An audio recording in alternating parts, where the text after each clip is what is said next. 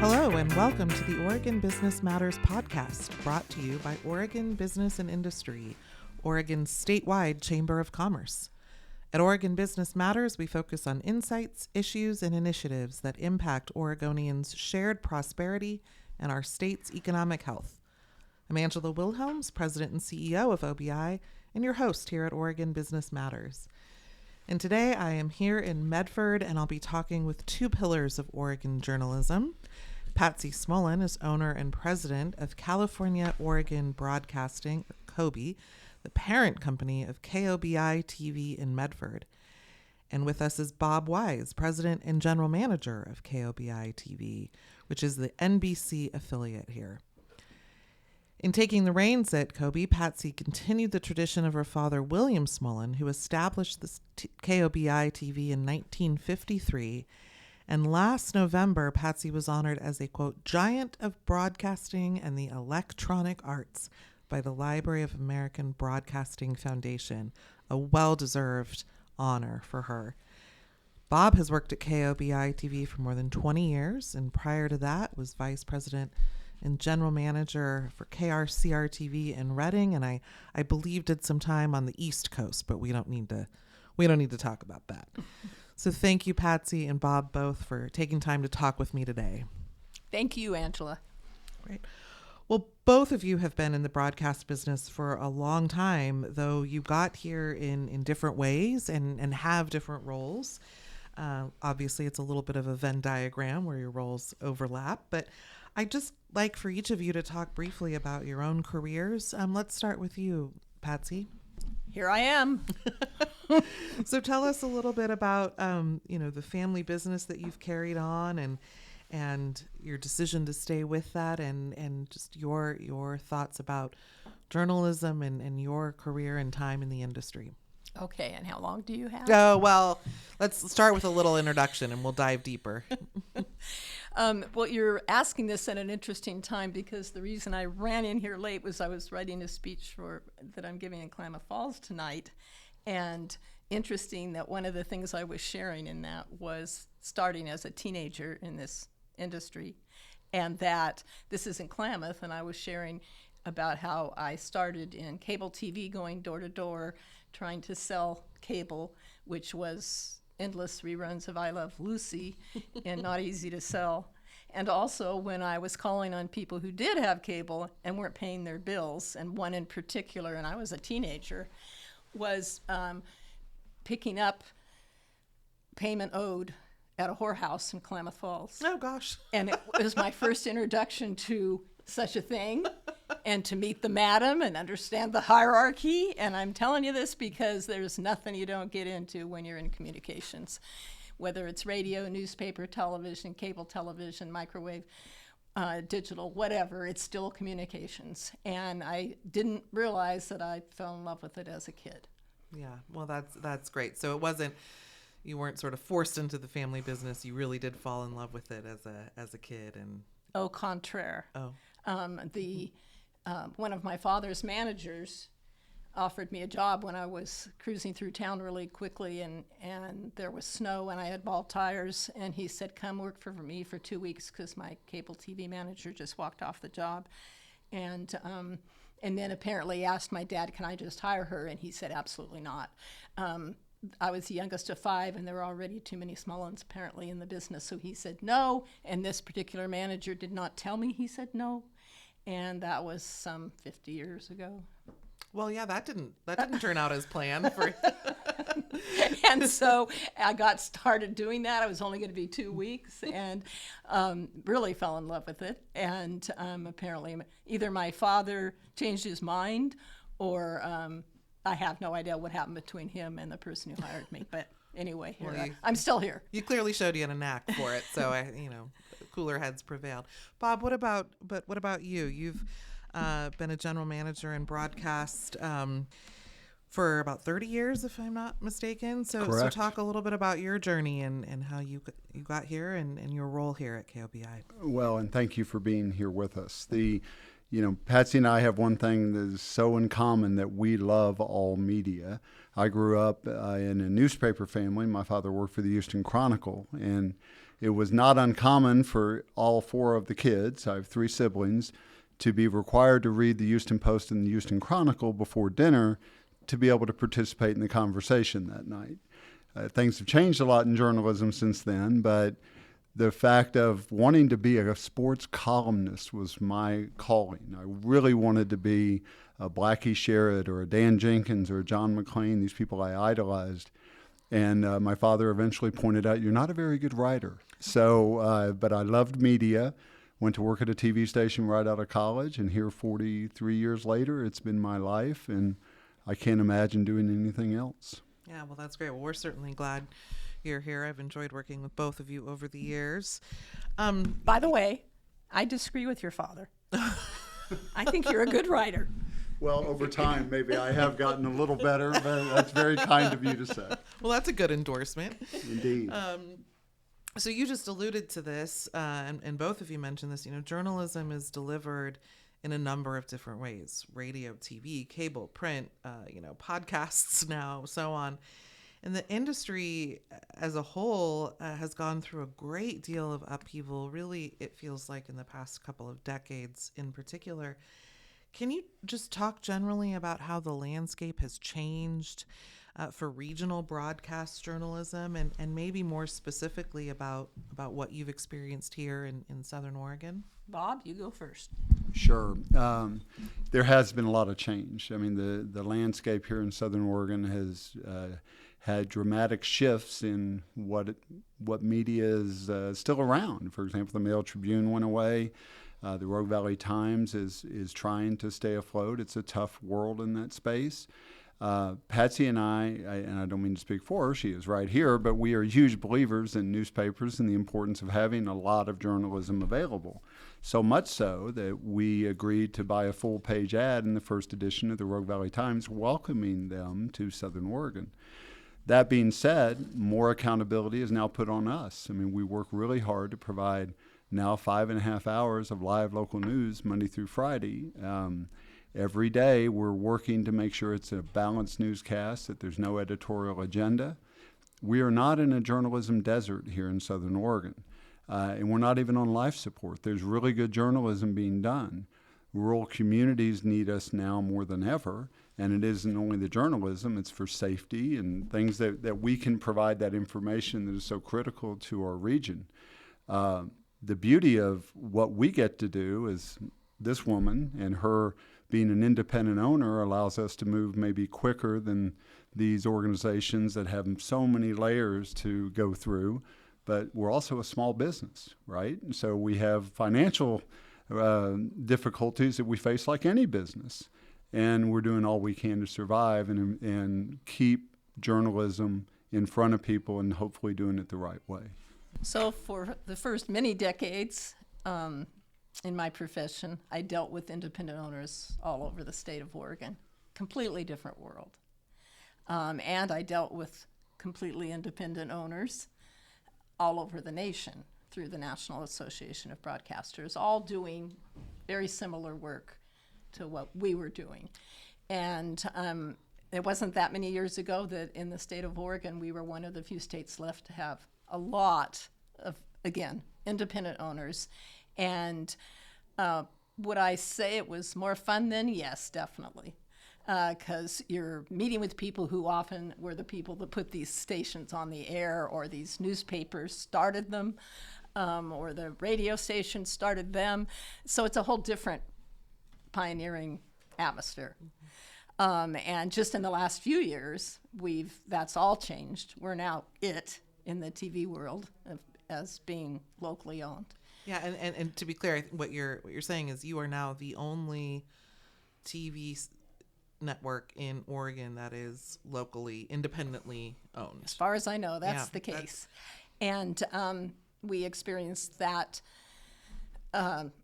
transition in radio, and of course we started out in newspaper, and so we experienced it in newspaper and in cable television and all the communication industries. The changes have been very dramatic. Fortunately, I enjoy change, thank God. I don't know where I'd be if I didn't. I wouldn't be in the business, that's for sure. Yeah.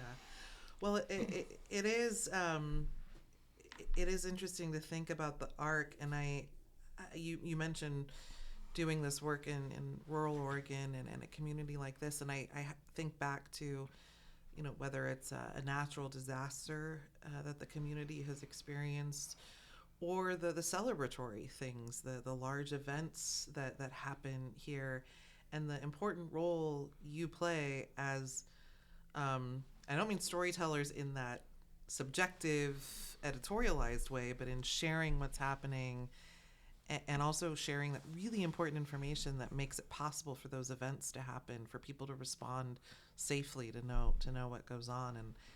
And I think, I don't know, I think it's very cool and such an important piece of the fabric. And I'm glad to hear you say that we're not in a desert in that sense down here, and just want to take the opportunity to thank you for what you do for the community. Well, again, it is, I'll give you an example, the Alameda fire. It was an incredibly traumatic event here in Southern Oregon. Right before that fire, literally a few weeks before that fire, we changed our web content to be cloud-based. And I was so naive in that space, I didn't even know what that meant at the time.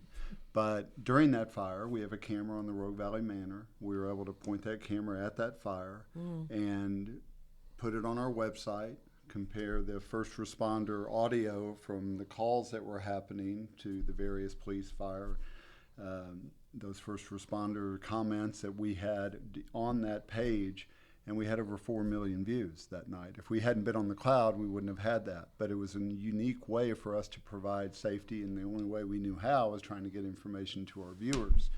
Patsy had arranged to have that camera up there, God only knows how many years ago, but those kinds of things are when local broadcasting is at its most important point. And that's why Patsy and now myself do as much lobbying for the interest of local broadcasting that we can. The other thing I'll touch on, Angela, is the access that we have here to political figures in Oregon is unlike any other state I've ever lived in. And the ability to have Senator Wyden and Senator Merkley, Congressman Bentz, all these individuals that are in our area come to our station all the time to have important conversations.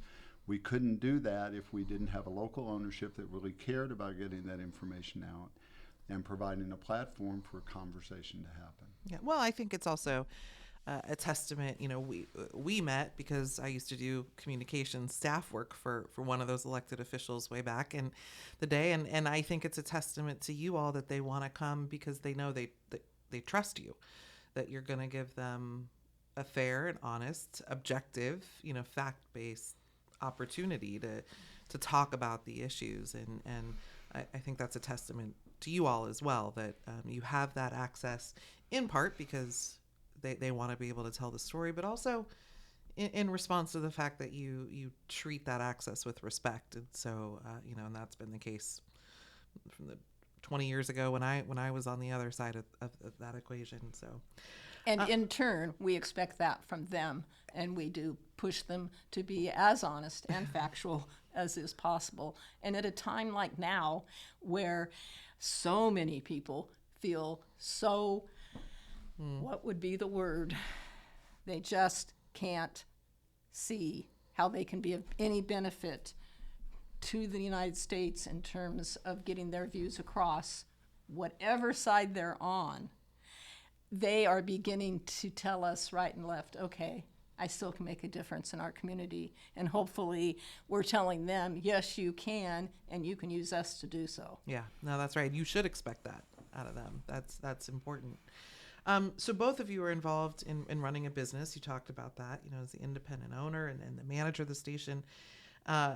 So you have that lens. And also, by virtue of being active members of the community, I'm sure you talk to other business owners and operators in Southern Oregon. This region certainly has some advantages. It's beautiful. You have a great regional airport. It's fantastic. It's a place people want to be. There's some deeply rooted companies and also a culture of innovation. But I've got to think there are some challenges that you face as business owners and leaders as well. So it wouldn't be an OBI episode if I didn't at least ask one question about the sort of opportunities you see where you are and the challenges that you face as business owners and operators.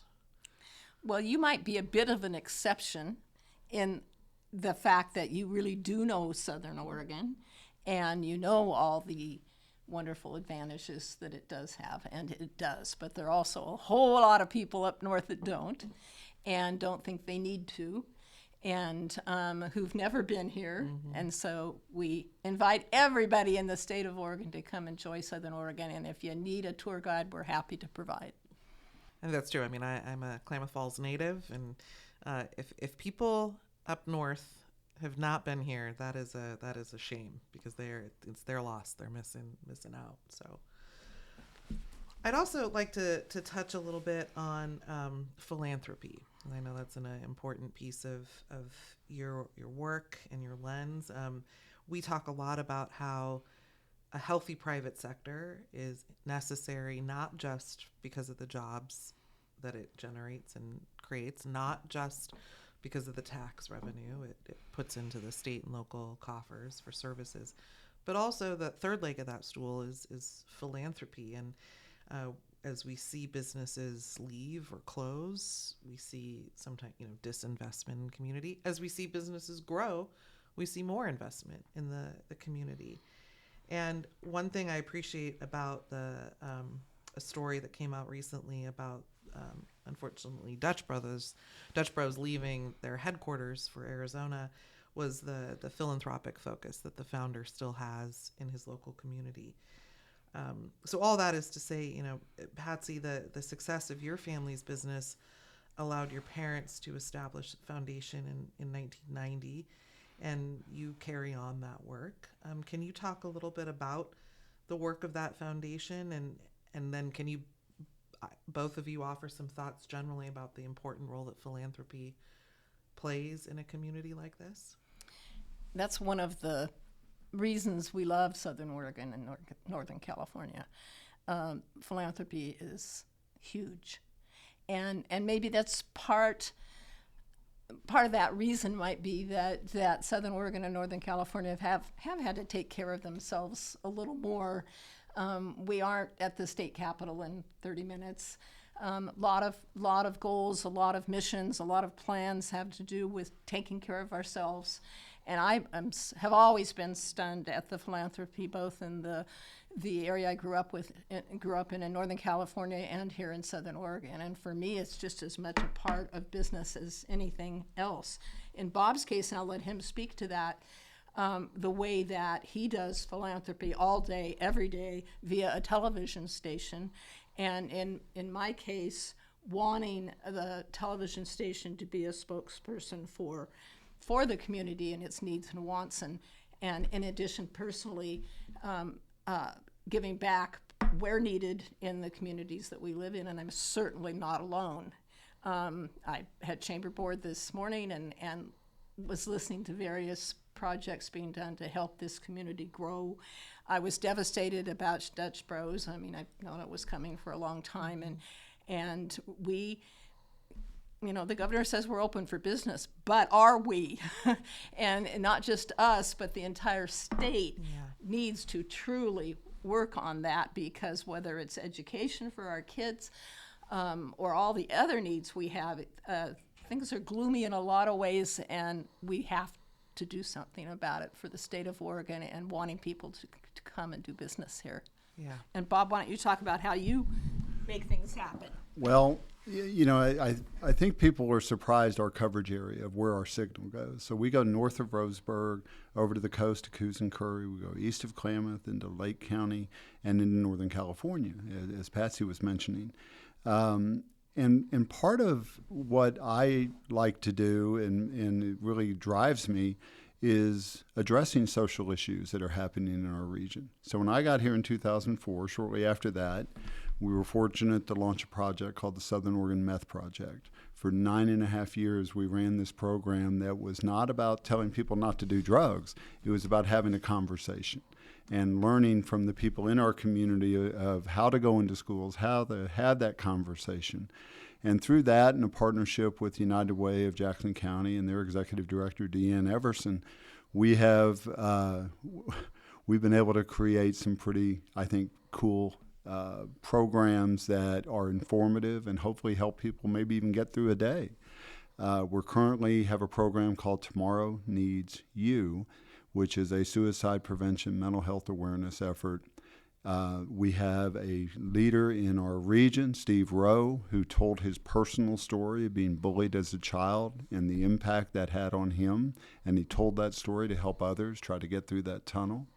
We have a campaign about opioids right now that we're working with Jackson County Health, Josephine County Prevention, Central Point Police Department to talk about and get information out about the impact opioids have on us. That is how a TV station can communicate change. We could not be more proud of it. Again, I couldn't do it if I didn't have an independent owner. When I was in Chico Redding, running stations that Patsy and her father used to own, when it sold in 2004, I was told you need to cut a lot of your staff, and these programs that you're doing for change, that's out the door. Well, Patsy said, welcome to Southern Oregon, and I've been here ever since, and she and I have been able to create some pretty cool things along the way. Yeah, it's extraordinary, and a lot of people probably don't realize it or think about it because you're not doing it for the attention. You're doing it because it's what needs to be done as community members. And we like to think it's the right thing to do. Yeah. Well, and I love to watch when Bob works with the rest of the state in collaboration for these special social projects. He's worked with a lot of leaders in Portland who care about the state as a whole and have helped him greatly in making it not just a Medford, Oregon thing, but not only the state, but like on this suicide prevention across the nation. Well, I've touched on, unfortunately, a couple of gloomy topics. I want to flip it as we come to a close here today. Despite the challenges and struggles, I can hear in both of you the enthusiasm you have for this work and for the station here and your coverage area. So before we leave, can you both of you just speak to something that makes you really optimistic about your work and community coverage, or just generally, something that you're really optimistic about as you come to work every day? For me, it's the fact that when we call somebody, they take our call, and that they consider us worth the time and worth the thought. If we have a suggested project, that takes a long time just to get there, that they're willing to, you got an idea, you think it's important, I'm on my way over. Yeah. That is fantastic. And Bob certainly has opened a lot of doors in that regard. And the history of our trying to make sure that all our news stories cover issues that really matter to a community, to really affect their lives. Every time that happens, I'm excited. And again, the constant change, although difficult, is also exciting because we deal with different projects every day. My big one as of yesterday was we have a overrun of cats across the street in our warehouse. So you never know. Gosh. And I was working with one of our managers on that issue, and he said, no names here, but I used to work for a large broadcast corporation, and our bosses would never even have given me a time of day to talk about cats across the street. So you just never know. You never know. The opportunities that present themselves every day in an ever-changing world when you're working with a lot of journalists continues to be the coolest thing I could ever imagine. But then you top that with creative services, having to know about engineering, working with sales to develop partnerships and create those relationships that can hopefully help a business grow. I mean, every day we're given a lot of challenges because financially we're in a challenging environment. But the opportunity to grow our business is there every day. And we work really hard to be a good steward of our community, and that by providing good journalism or partnerships that can hopefully make a difference to the communities we serve. So, Patsy and I every day are met with a lot of smiling faces on our staff that are happy to kind of do the work that we are lucky enough to get to do. And we're always thrilled to have a visitor like you today, and I'm sure you were greeted with a big welcome when you arrived. I was gratuitously nice sign on the TV screen, so Well, thank you. You bet. But as Patsy was saying, we can call people and they do answer. But the other thing is we answer. Neither one of us have a screener for our phone calls. If you have questions, concerns, comments, we welcome that. So don't hesitate to provide that. If you're listening to this and want to share a story or want us to be at something or whatever that might be, or don't like something we're doing, that's fine. Angela, I just wanted to say thank you for staying in Oregon. Klamath Falls should be very proud of you and grateful to you for staying here and doing so much good work, both locally and nationally. And congratulations to a great career. Oh, well, thank you very much. That's kind of you. I'm going to cut that part out and send it to my parents. Well, thank you so much. On that note, I guess I have the prerogative of ending it, but Patsy Smullin and Bob Wise from KOBI TV, thank you so much for joining us today. Thank you for what you do for your employees, for your community, for the state of Oregon. And thank you, listeners, for tuning in. The Oregon Business Matters podcast is a production of Oregon Business and Industry, your statewide chamber of commerce. And our episodes can be found on all the top podcast platforms. For more information about OBI, visit OregonBusinessIndustry.com. Thank you very much.